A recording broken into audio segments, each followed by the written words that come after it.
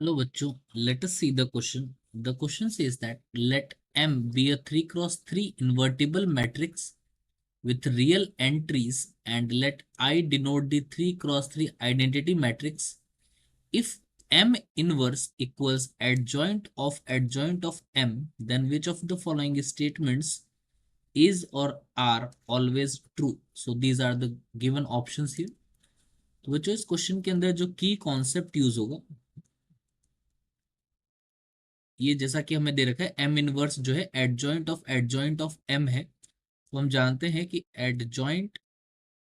Of adjoint of any matrix A, ये equal होता है determinant of A raise to n-2 times A, where n is order of square matrix A.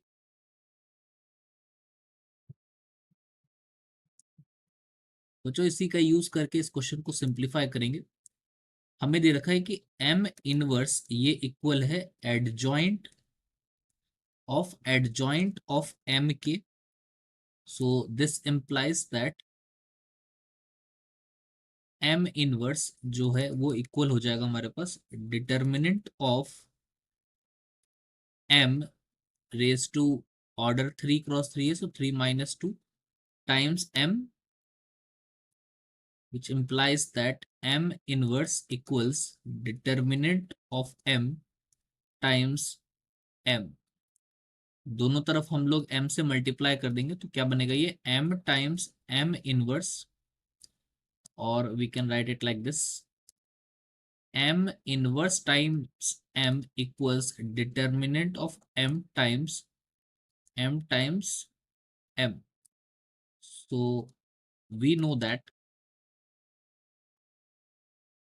a inverse a, this equals identity matrix, so this implies this will become identity matrix, then this is determinant of m times m square. Now taking determinant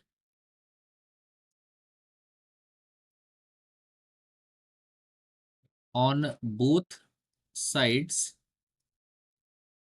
हमें मिलेगा बच्चों, ये हो जाएगा i का determinant equals determinant of m times m square.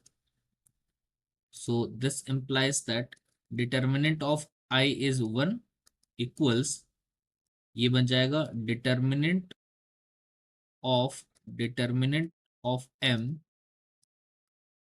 Times determinant of m square, which implies 1 equals determinant of m बनेगा अपने पास डिटर्मिनेंट ऑफ m का cube times determinant of m का स्क्वायर।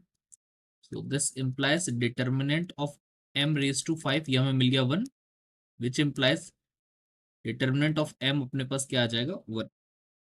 तो एक ऑप्शन हमारे पास करेक्ट आ गया, दैट इज ऑप्शन बी।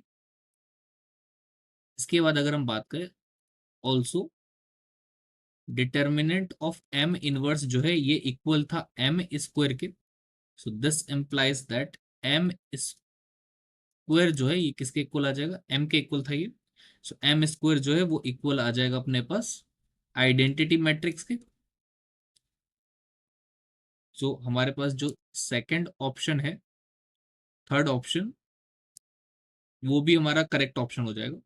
इसके बाद हम बात करें, जैसा कि हम जानते हैं सिंस डिटर्मिनेंट और we can say inverse of any matrix A is adjoint of A upon determinant of A.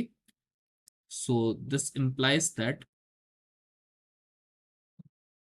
M inverse जो है ये अपने पास आ जाएगा adjoint of M upon determinant of M.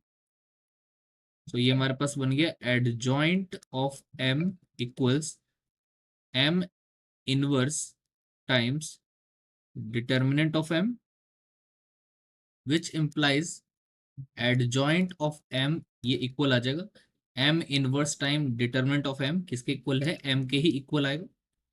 So this implies adjoint of M का जो square आएगा वो हो जाएगा एम स्क्वायर के बराबर, और एम स्क्वायर किसके इक्वल आया था, आइडेंटिटी मैट्रिक्स के। तो ये हमारे पास आ गया।